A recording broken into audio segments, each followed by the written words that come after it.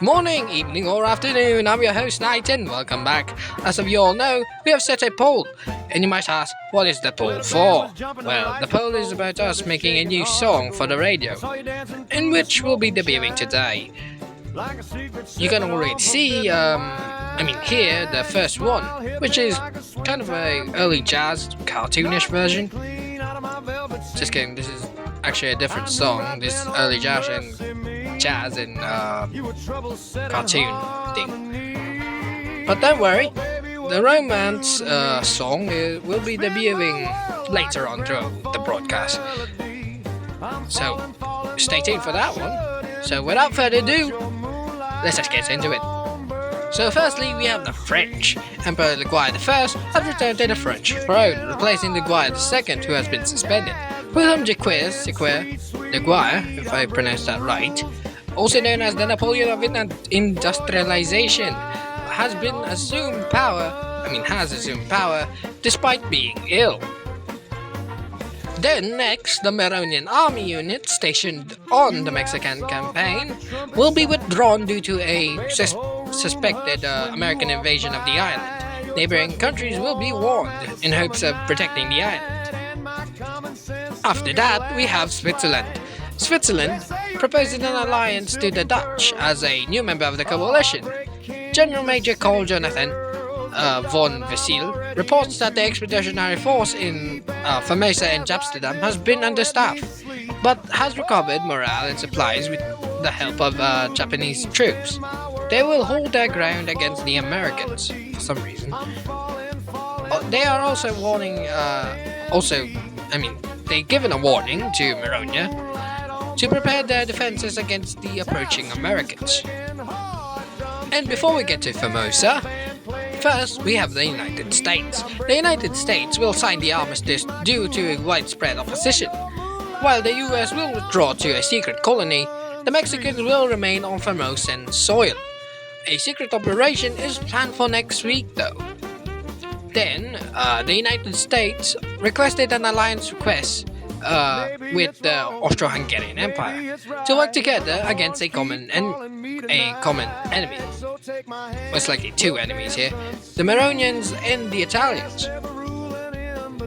And now we have the Battle of Formosa. The Battle of Formosa concluded to a decisive coalition victory.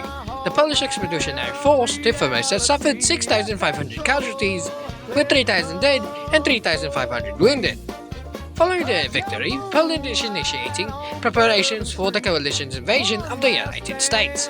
The Polish Expeditionary Force to the US is totaling 20,500 men and 15,000 troops already stationed in France and 5,500 veterans from the Formosan campaign. They will be redeployed to reinforce the operation. And speaking of Formosa, I did get to experience the battle. I think that is the battle. Saturday. I think that was the battle. Which concluded to the Polish victory, or the coalition victory. Kind of shaky and laggy at some points, but although it's fine, just gotta, optimize it a little bit. But one thing is for certain, someone shot my horse. I cannot forgive that. They shot my horse, I was doing nothing. I was in the church and someone shot him. His name is Horlos, I know, ridiculous name. Someone shot him. I do not know who it was because I forgot. But I know it's Russian. It's a Russian man. It's not Gamer. It's not him. Of course it's not him. I know he's not there yet. He wasn't there for 5 minutes since Horlos' death. So that would be unforgivable, Next time someone shoots the horse, my horse, who knows, I might stop producing news. So remember that. Do not shoot the horse. Do you have an understanding here? Alright, good. Now let us get back into the broadcast. and later the Dutch joined in. The Dutch are imposing economic sanctions on the US, targeting oil, rubber, sugar, tin to disrupt the American war effort and economy. They will sell gold and export silver at a cheap price to Switzerland and France, alongside with lead and copper for bullet production.